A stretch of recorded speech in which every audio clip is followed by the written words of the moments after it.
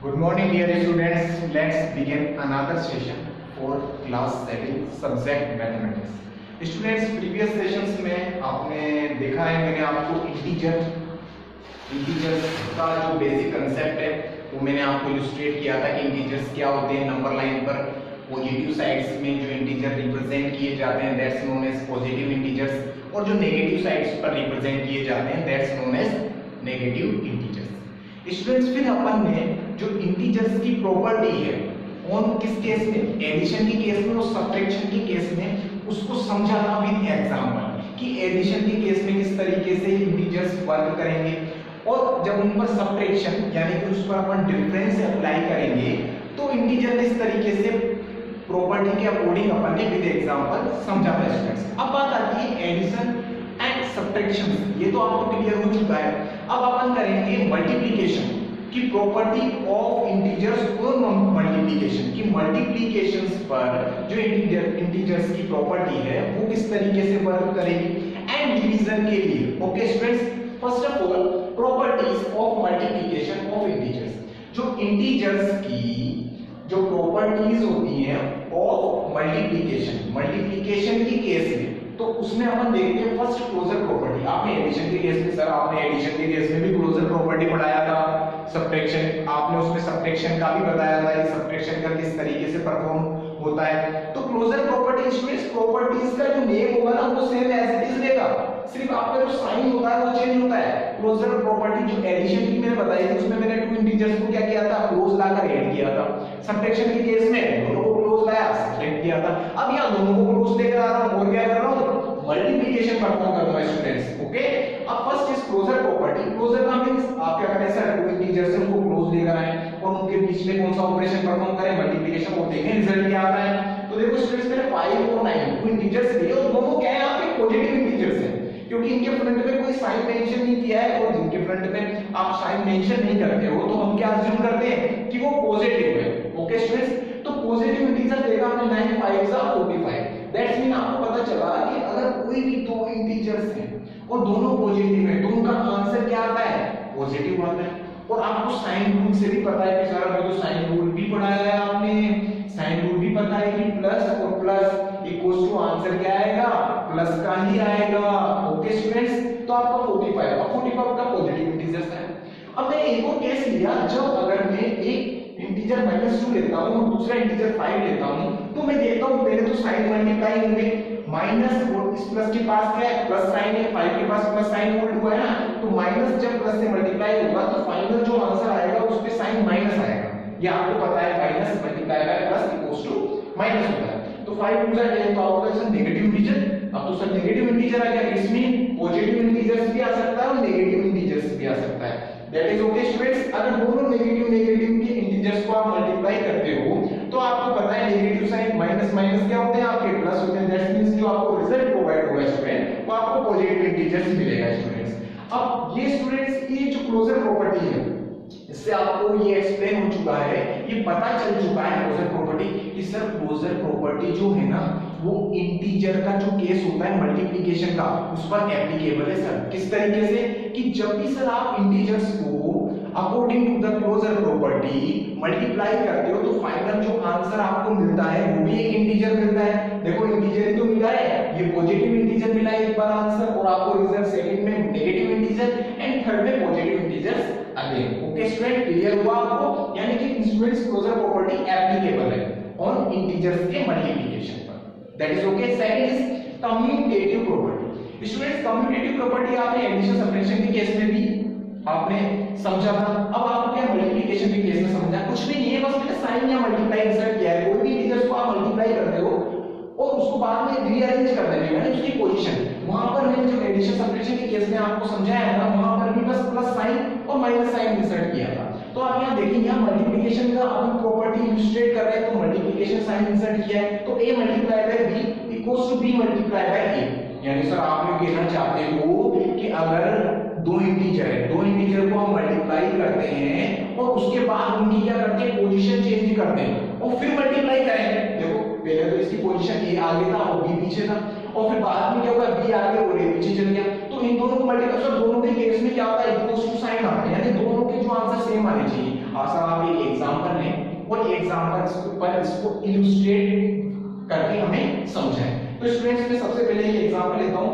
Assume करें मैंने a की वैल्यू क्या लिया है, a का वैल्यू मैंने +1 है इंटीजर और b मैंने अज्यूम किया है -5। ओके स्टूडेंट, अब मैंने देखा a into b मतलब 1 जो अपना प्लस का 1 है ये मल्टीप्लाई होगा -5 से, एंड जब मैं इसकी पोजीशन चेंज करूंगा स्टूडेंट तो -5 तो आगे आ जाएगा और मल्टीप्लाई होगा +1 से। अब आप देखें जब आप माइनस को प्लस से मल्टीप्लाई करेंगे साइन को तो आपको पता चलेगा और 5 1 जा 5 तो आपका आंसर रिजल्ट क्या आएगा -5। ओके, और इस केस में भी जब आप करेंगे तब भी आपका आंसर कितना आएगा -5। दैट्स मीन आपको पता चला कि सर हाँ सर कम्यूटेटिव प्रॉपर्टी जब आप एक इंटीजर क्या होता है प्लस का और दूसरा इंटीजर क्या होता है माइनस का तब तो एप्लीकेबल है सर। देखो सर दोनों आपके जो LHS और RHS जो पार्ट है ये LHS पार्ट होता है और इधर राइट हैंड साइड वाला आपका RHS पार्ट होता है स्टूडेंट। ये दोनों में आपके जो इंटीजर्स आंसर मिले हैं वो -5 मिले। दैट मींस कम्यूटेटिव जो प्रॉपर्टी है वो एप्लीकेबल हो रही है कब, लेकिन जब एक इंटीजर प्लस का है और दूसरा इंटीजर माइनस का है। अब स्टूडेंट अगर ऐसा भी तो हो सकता है सर कि दोनों ही प्लस के और दोनों प्लस के होते हैं तो वो तो केस सर एडिशन जैसा केस हो गया, उसको तो आपने और समझा दिया है। सर एक केस वो बताएं जब क्या हो एक इंटीजर तो क्या हो आपका माइनस का और जो दूसरा इंटीजर है सर वो भी माइनस का हो, तो उस केस में आप देखकर बताएं सर कि वैलिड होता है नहीं होता, एप्लीकेबल है कम्यूटेटिव प्रॉपर्टी या फिर नहीं है सर। तो देखो स्टूडेंट्स मैंने फर्स्ट a लिया, a इक्वल्स टू मैंने -1 लिया, okay, and b equals to मैंने -5 ले लिया क्योंकि आप मैंने बोला ना कि दोनों जो मैंने इंटीजर लिए हैं दोनों नेगेटिव साइन वाले लिए हैं। ओके, अब मैंने मल्टीप्लाई किया स्टूडेंट्स, टेक अ लुक, आप यहां देखें मल्टीप्लिकेशन तो कुछ नहीं है स्टूडेंट्स, आपको देखिए -1 है इसको मल्टीप्लाई किया -5 से। ओके, एंड अब इसकी पोजीशन चेंज किया मैंने इस साइड राइट हैंड साइड में -5 मल्टीप्लाई बाय -1। अब देखिए स्टूडेंट्स माइनस माइनस आपका क्या हो जाएगा प्लस, यानी कि +5, और आप इस साइड जाएंगे तो आप लिखेंगे minus minus +5 equals to that's means sir 100% commutative property भी क्या होती है इंटीजर्स के केस में एप्लीकेबल है। ओके स्टूडेंट्स, क्लियर हुआ आपको विद एग्जांपल? इस तरीके से आपको नोटबुक में भी राइट डाउन करने हैं एग्जांपल्स को और समझने की कोशिश करनी है स्टूडेंट। अब आता है थर्ड इज मल्टीप्लिकेटिव इनवर्स और रेसिप्रोकल। अब स्टूडेंट्स अपन मल्टीप्लिकेटिव जो इनवर्स है एंड रेसिप्रोकल है उसको समझने की कोशिश करते हैं स्टूडेंट्स और उस पर अपना क्या करते हैं कांसेप्ट क्लियर करते हैं with example. Students multiplicative inverse क्या होता है स्टूडेंट्स? मैंने आपको एडिशन के केस में भी बताया था सब्ट्रैक्शन। मल्टीप्लिकेटिव इनवर्स का मतलब है अज्यूम करें मेरे पास कोई इंटीजर है, इंटीजर्स के लिए मैंने अज्यूम करा इंटीजर है मेरे पास 1। ओके, 1 को आप नहीं आप 7 अज्यूम करें, 7 एक इंटीजर है स्टूडेंट। अब इंटीजर है 7 और 7 का रेसिप्रोकल क्या होगा? मैंने आपको बताया किसी भी इंटीजर का अगर आपको रेसिप्रोकल निकालना है, रेसिप्रोकल ऑफ 7 का रेसिप्रोकल मींस 7 जो इंटीजर का रेसिप्रोकल है उसको 1 अपॉन में ले आना, ठीक है, कैसे 1/7 ये क्या हो जाएगा आपका रेसिप्रोकल ऑफ 7, यानी 7 इंटीजर का रेसिप्रोकल हो जाएगा। अब उनकी जो प्रॉपर्टी है स्टूडेंट्स वो ये मल्टीप्लिकेटिव इनवर्स की। सर मल्टीप्लिकेटिव इनवर्स कब होंगे?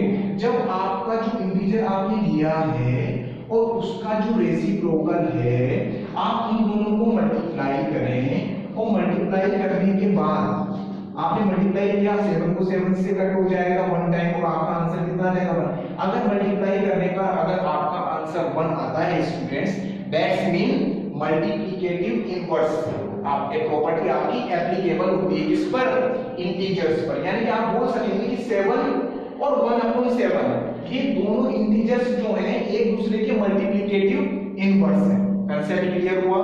मल्टीप्लिकेटिव इनवर्स के लिए क्या करना है? इंटीजर है, इंटीजर्स का पहले रेसिप्रोकल करना है, उन दोनों को मल्टीप्लाई कर देखना है, अगर आंसर आपका यूनिट आता है that means both integers are multiplicative to each other. Okay students, okay fourth students associative property of multiplication of integer. Students अब अपन एसोसिएटिव जो प्रॉपर्टी है मैंने आपको बताया था एडिशन सब्ट्रैक्शन के केस में जब 2 से ज्यादा इंटीजर्स अपन यूज करते हैं और उनमें ऑपरेशन परफॉर्म करते हैं एडिशन का, सब्ट्रैक्शन का, मल्टीप्लिकेशन का, डिवीजन का, तो वहां एसोसिएटिव प्रॉपर्टी वर्क करती है। इसका जो नेम है ना एसोसिएटिव मतलब होता है एसोसिएट करना, 2 से ज्यादा, यानी मोर देन 2 इंटीजर्स को एसोसिएट करना। तो अब यहाँ मल्टीप्लिकेशन का केस है, तो अपन मल्टीप्लिकेशन के केस में एसोसिएट्स करेंगे। तो देखो जो ऑथेंटिक प्रॉपर्टी है वो क्या होती है, a multiply by b multiply bye c, और b c को ब्रैकेट में लेते हैं, इक्वल्स टू इसका जो RHS पार्ट होता है वो होता है आपका ब्रैकेट में a मल्टीप्लाई बाय b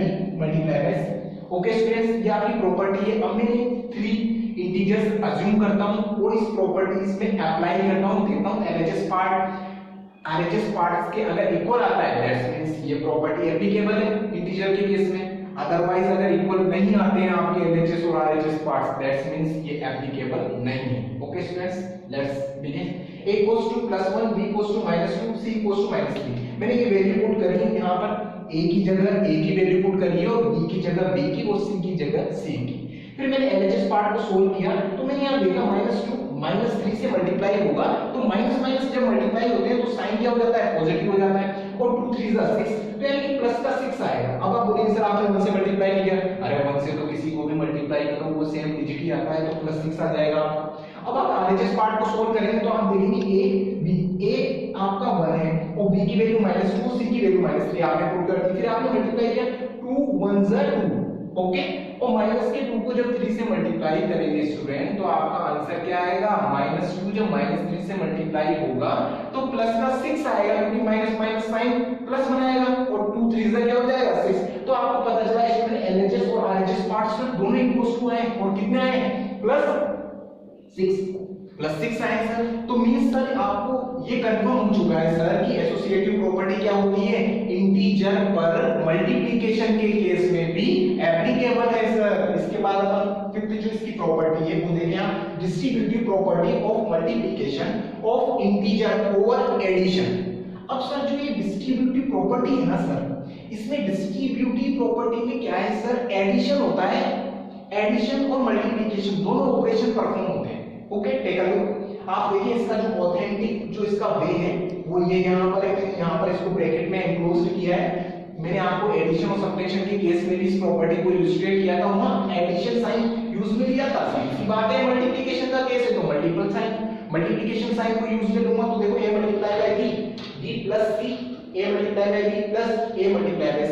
आपको ये पता चला सर ये तो प्रॉपर्टी है सर। अब आप इसका LHS और RHS पार्ट प्रूफ करके बताएं सर। तो देखो मैंने a की वैल्यू वो सेम, a इक्वल्स टू मेरे 1, b इक्वल्स टू मेरे -2 और c इक्वल्स टू -3 इंटीजर मैंने अज्यूम करे और उनकी वैल्यू इसमें पुट करिए, और पुट करके मैंने जब इसको सोल्व किया स्टूडेंट सेपरेटली LHS पार्ट को RHS पार्ट को, LHS पार्ट आपका लेफ्ट हैंड साइड वाला पार्ट होता है और RHS पार्ट आपका राइट हैंड साइड वाला पार्ट होता है। जब मैंने इसको सोल्व किया स्टूडेंट्स तो मेरे को पता चला कि LHS और RHS parts both are equal to, that's means आपकी distributive property of multiplication of integer over addition are applicable.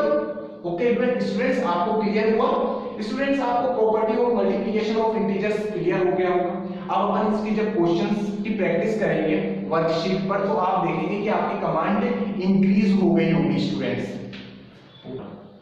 Next students, property of division of integer. Students property of integers on addition clear हो चुका है, subtraction clear हो चुका है, multiplication clear हो चुका है। अब फोर्थ ऑपरेशन कौन सा रहता है, डिवीजन।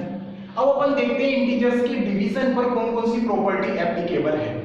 आपको समझ में आ चुका है कंसेप्ट, किस तरीके से विद एग्जांपल मैं आपको प्रॉपर्टी को इलस्ट्रेट कर कर बता रहा हूं, उसको प्रूफ कर रहा हूं। फिर अपन जब क्वेश्चंस पर प्रैक्टिस करेंगे स्टूडेंट्स आपको बहुत मजा आएगा।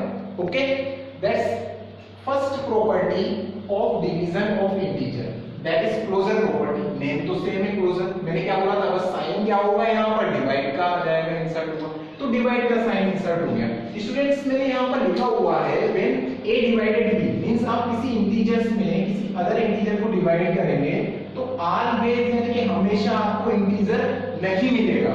टेक अ लुक, एक एग्जांपल लेते हैं, बुक का एक एग्जांपल है स्टूडेंट्स, यहाँ लिखा हुआ है, एक एग्जांपल मैंने यहाँ दिया है, आप यहाँ देखें, -45 डिवाइडेड बाय 9 से आप -45 को डिवाइड कर रहे हैं स्टूडेंट्स, तो 9 5 is 45 और आपका आंसर कितना आएगा, -5 आएगा। तो आप बोलेंगे हां सर इस केस में तो क्लोजर प्रॉपर्टी एप्लीकेबल है।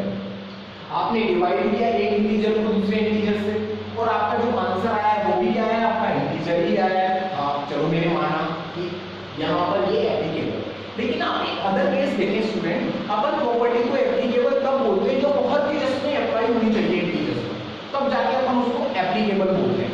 It's very important, each case में अप्लाई होनी चाहिए, तभी प्रॉपर्टी क्या होती है, फुल्ली एप्लीकेबल होती है। इसके बाद इसमें मैंने एक और एग्जांपल लिया, 4 डिवाइडेड बाय -16। तो मैंने देखा इसको जब डिवाइड करते हैं अपन, तो अपन कैसे करते हैं, मैंने आपको क्या बताया था, ये डिवाइड वाला साइन है, ये मल्टीप्लाई में कन्वर्ट हो जाएगा। आप इसको क्या करेंगे, अपोज में ले लेंगे 1 -1/16, इसको इससे डिवाइड करेंगे, आपका आंसर आएगा -1/4। यहाँ पर ये देखिए -1/4। अब -1/4 स्टूडेंट इंटीजर नहीं होता है, इसलिए ध्यान रखें, मैंने आपको यहाँ लिखा हुआ है a divided b not equal to always integer. यानी क्लोजर प्रॉपर्टी जो होती है वो डिवीजन के केस में ऑलवेज एप्लीकेबल नहीं होती स्टूडेंट। ओके स्टूडेंट्स, क्लियर हुआ आपको। Next is commutative property.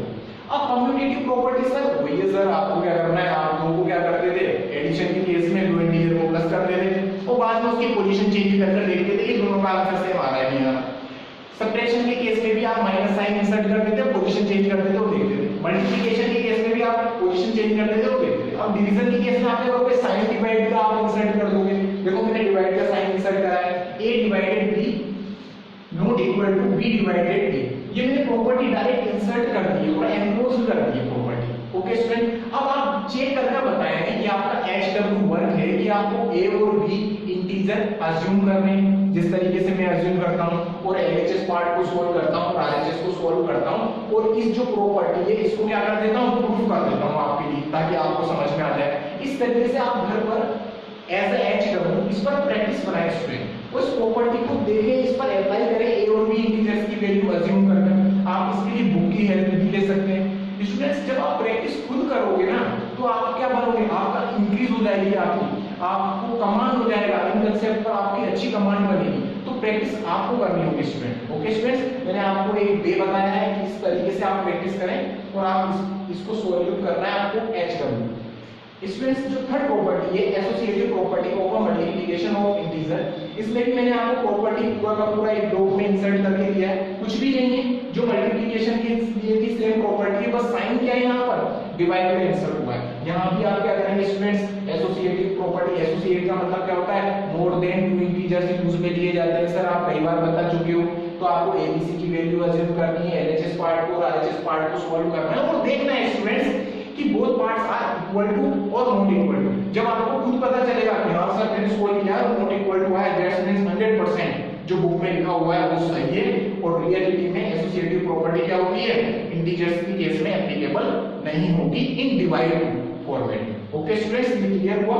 Students, मैंने आपको इंटीजर्स की जो प्रॉपर्टीज होती हैं एडिशन के केस में, सब्ट्रैक्शन के केस में, मल्टीप्लिकेशन के केस में और डिवीजन के केस में, एक सभी प्रॉपर्टीज को विद एग्जांपल क्लियरली से इलस्ट्रेट किया है स्टूडेंट्स। अब अपन क्या करेंगे, अपना नेक्स्ट जो सेशन होगा उस सेशन में मैं आपको जो आपकी वर्कशीट है, वर्कशीट आपकी है मैथमेटिक्स की पार्ट 1, इस पार्ट 1 वर्कशीट में स्टूडेंट्स क्या है, ये जो अपन ने चैप्टर आपका कंप्लीट किया है, ओके, कांसेप्ट से और प्रॉपर्टीज से समझकर, अब इस चैप्टर्स के जो एक्सरसाइज के क्वेश्चंस होते थे, वो एक्सरसाइज जो क्वेश्चंस थे वो आपको इस वर्कशीट में मिलेंगे स्टूडेंट्स, और आपको प्रॉपर स्पेस भी दिया हुआ है, मिलेंगे स्पेस, बहुत आपके लिए बहुत अच्छा हेल्पफुल रहेगा ना स्टूडेंट्स। आप इसी में क्या करें, सॉल्यूट करें इनको प्रॉपर्टीज के अकॉर्डिंग, साइन रूल्स के अकॉर्डिंग, और देखिए आपका आंसर आता है नहीं आता। और नेक्स्ट सेशन में मैं आपको खुद ये सॉल्यूट करके बताऊंगा, जिससे कि आपको क्या हो, आपको हेल्प मिले और आप घर पर इस वर्कशीट को सेल्फ सॉल्व कर सकें। Okay students, thank you, have a nice day.